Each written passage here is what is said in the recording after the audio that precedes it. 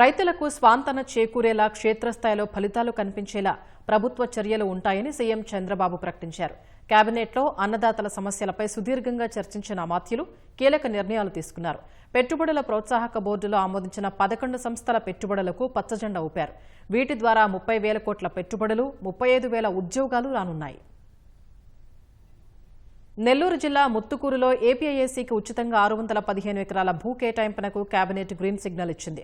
పారిశ్రామిక పార్క్ ఏర్పాటు కోసం ఏపీఐఏసీకి భూ కేటాయింపు చేసే ప్రతిపాదనకు మంత్రివర్గం ఆమోదం తెలిపింది.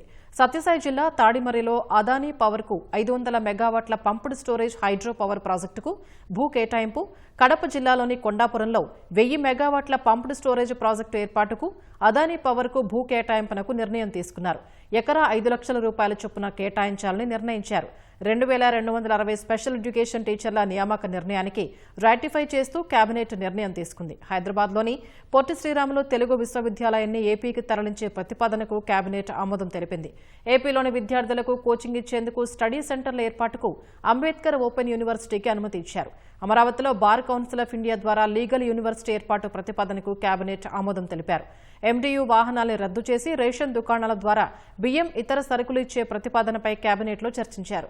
భోగాపురం అంతర్జాతీయ విమానాశ్రయం వద్ద సిటీ సైడ్ డెవలప్మెంట్ కోసం 500 ఎకరాలు కేటాయించేలా జీఓఎం చేసిన సిఫార్సుకు కేబినెట్ ఆమోదం తెలిపింది. ఏపీ లెదర్ ఫుట్వేర్ పాలసీ 4.0కి కేబినెట్ ఆమోదం తెలిపింది.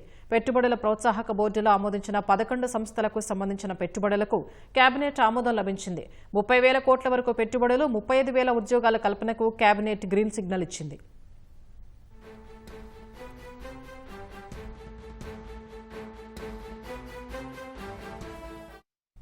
రైతులకు స్వాంతన చేకూరేలా క్షేత్రస్థాయిలో ఫలితాలు కనిపించేలా ప్రభుత్వ చర్యలు ఉంటాయని కేబినెట్ భేటీలో సీఎం ప్రకటించారు. గత ఏడాదితో పోల్చుకుంటే ఈ ఏడాది వివిధ పంటల దిగుబడులు పెరిగాయని అధికారులు వివరించారు.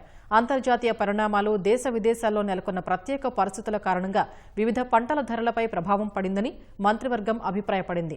మిర్చి, పొగాకు, ఆక్వా, కోకో, చెరకు, మామిడి వంటి పంట ఉత్పత్తుల ధరలు తగ్గడానికి గల కారణాలు అధికారులు వెల్లడించారు.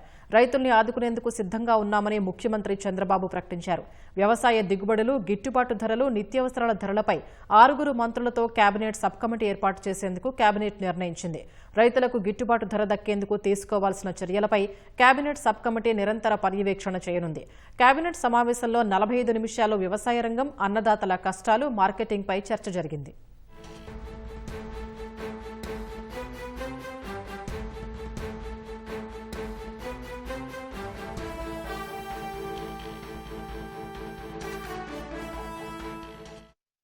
మద్యం కుంభకోణంపై స్వతంత్ర సంస్థ ద్వారా విచారణ పారదర్శకంగా జరుగుతోందని సీఎం చంద్రబాబు స్పష్టం చేశారు. దీనిపై ఎవరూ తొందరపడి మాట్లాడి అనవసర రాజకీయాలకు తావివ్వొద్దని సూచించారు. జూన్ 21న ప్రధాని మోదీ ఆధ్వర్యంలో జరిగే యోగా డే విజయవంతం చేయాలని పిలుపునిచ్చారు. నెల రోజుల పాటు జరిగే యోగా డే కార్యక్రమాల్లో ప్రతి ఒక్కరూ భాగస్వాములయ్యేలా చూడాలని ఆదేశించారు. రికార్డు స్థాయిలో యోగా డే విశాఖ కేంద్రంగా జరగాలన్నారు.